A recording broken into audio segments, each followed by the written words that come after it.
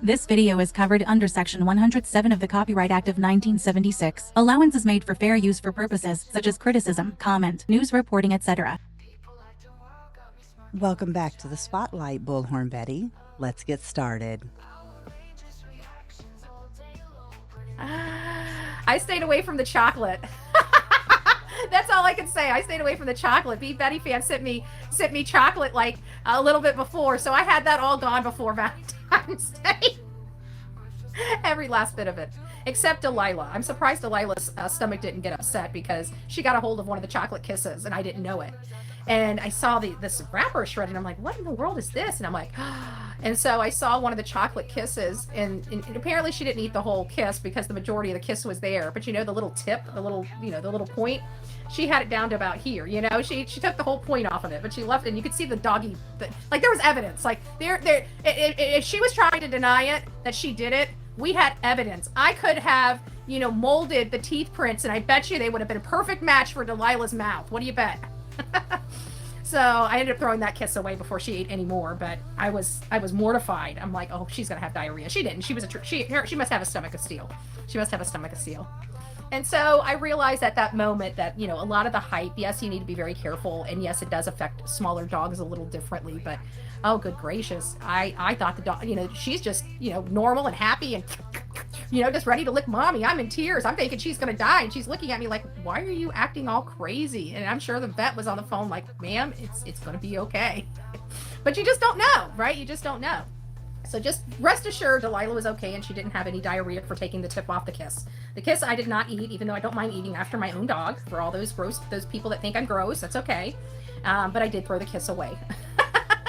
It had rolled in the bed. I didn't know how much dog hair was on it. I'll be honest with you. If her dog hair was white instead of dark, I would have eaten the kiss. Okay, let's be honest here. It's chocolate. Okay, I don't waste the stuff. I don't waste the stuff. I decided to highlight a comment for everyone today by Jenny Mount, or should I say Perfect Pun, aka Jenny Mount. And the reason why I wanted to highlight this comment is because it really showcases the amount of stupidity that is in Bullhorn Betty's chat. So, Jenny Mount comments, CP stole Seth's wife, broke up his family, made Seth homeless, moved his son across the country, and now his son is missing. CP doesn't have the right to tell Seth shit.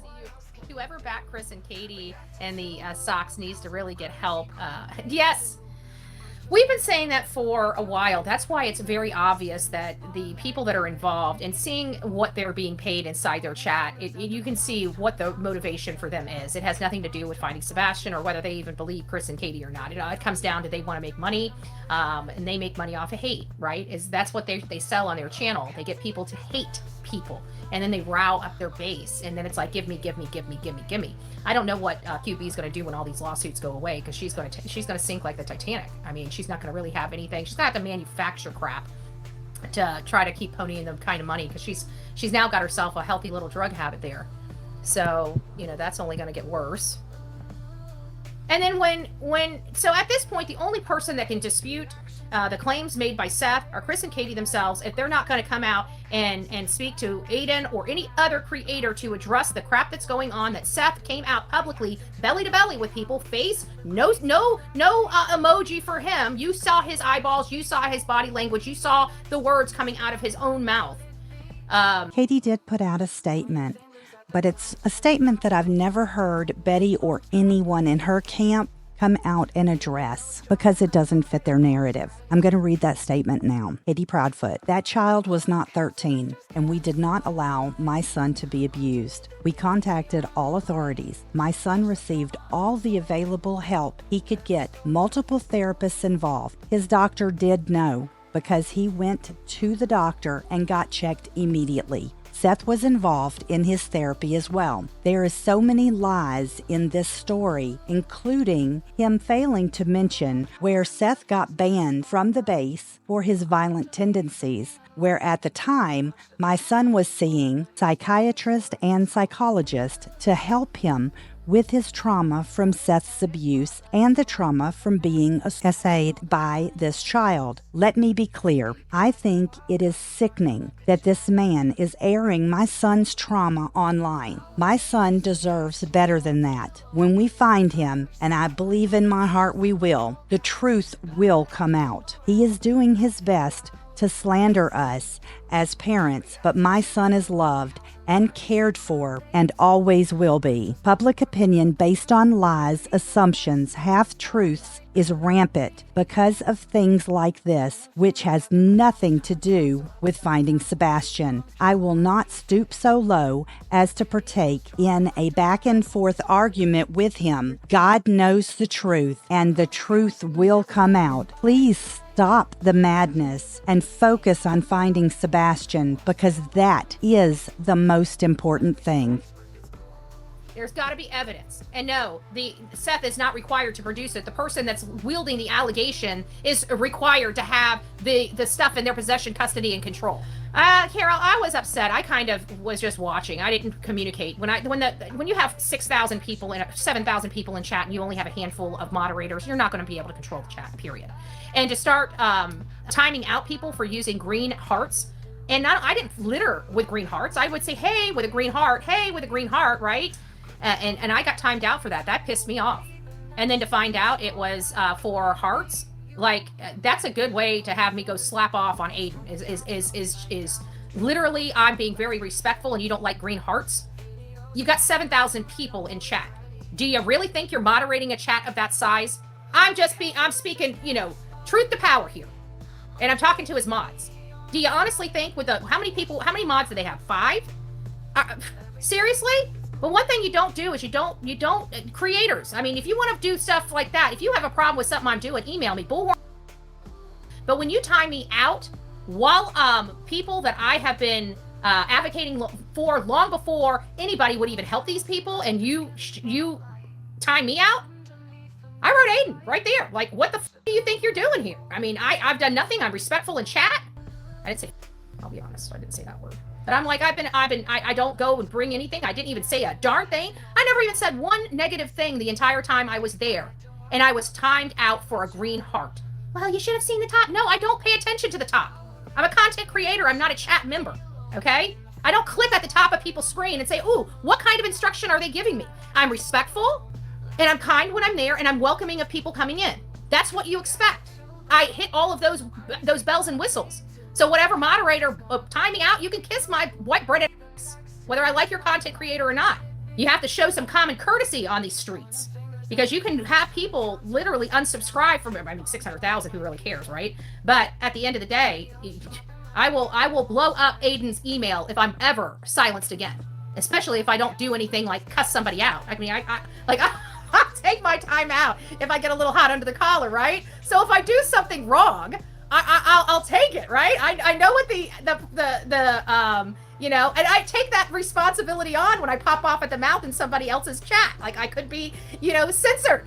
But when I'm being kind and I'm just happy to be there and happy to hear, and you ruined my entire time because you chose to block me over a ridiculous, and I'm going to say it again, a ridiculous request with 7,000 people in chat for a boy where we represent that boy with green hearts. That was insensitive. It was insensitive to everybody that was there for Sebastian Wayne Drake Rogers over trying to control a chat of 7,000 people. Sorry. I'm sorry. Some things just get under my skin and are ridiculous. And I want to think that, the Lore Lodge and all the people that are moderating for him have this thing called common sense. I thought it was a stupid rule. Well, I'm trying to see what's in the chat. It's hard to control. You can't control 7,000 people, folks. If you're going to pass around rumors, and you're going to pass around rumors of fact, at least go as far as to manufacture the evidence instead of just, but don't even need to manufacture the evidence, because most of these hate channels have idiots for viewers, that just believe any damn story. I'm still trying to get them over here so I can rob them blind like their content creators are doing. So what would make them support something that they know is wrong? Peer pressure. The need to feel accepted. This is why I say it's the mental illness here. Not that I have a problem with mental illness. I do have a problem with unchecked mental illness. And it's because that affects other people, okay? I'd like to think that people that are, this day and age, it's not like a stigma, so it's not something that you need to feel embarrassed of or hide from. A lot of people out there respect people that identify that somebody's got, you're going through something and you might need a little help or this or that. I think a lot of people respect that more so than trying to deny it, right? And I think a lot of people like to deny that they have any type of problems. Everybody's got problems. It depends on how bad is it affecting you, right? If it's affecting your daily life, it's probably time for you to seek some help. But I can tell you, if your life is going through crap, you feel like crap, and you're hanging around crap, do you honestly think the crap is going to lift in your life? It's not. Oh, I just realized I could do this. Just thought I didn't know I could do that before, but now I know. Did you guys see it? Did I zoom in on you guys too? I didn't know I could do that. Now that I know, you can't take what you know away, right? On February the 19th, Betty decided to bake a cake where she sloppily added green icing and spelled Sebastian's name wrong. Next, I'm going to show you a clip where we're going to remind Betty of what exactly the judge said. So, based upon that video and the testimony inside the courtroom, here was the decision by the judge. And again, Chris Proudfoot was in court trying to get a restraining order against Bullhorn Betty.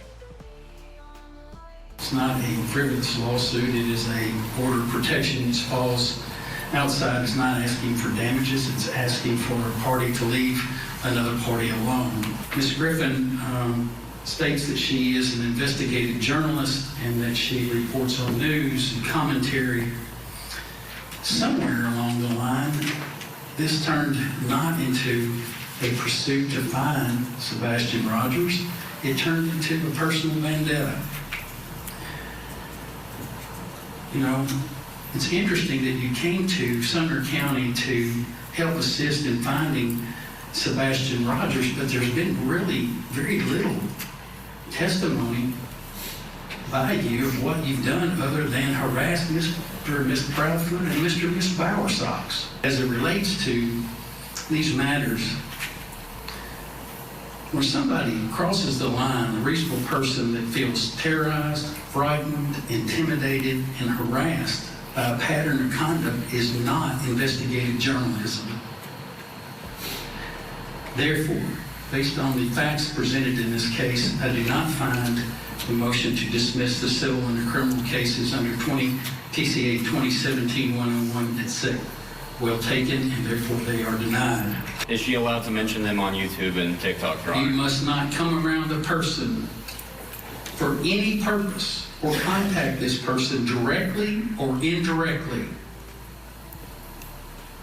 Text message, email, social media of any type. These people are basically not in your world anymore. I can't be any more clear than that. All right, that about covers it for this video. Let me know your thoughts in the comment section below. Hit that thumbs up and subscribe if you're not already subscribed. Make sure to turn your bell notifications on. Until next time, be well.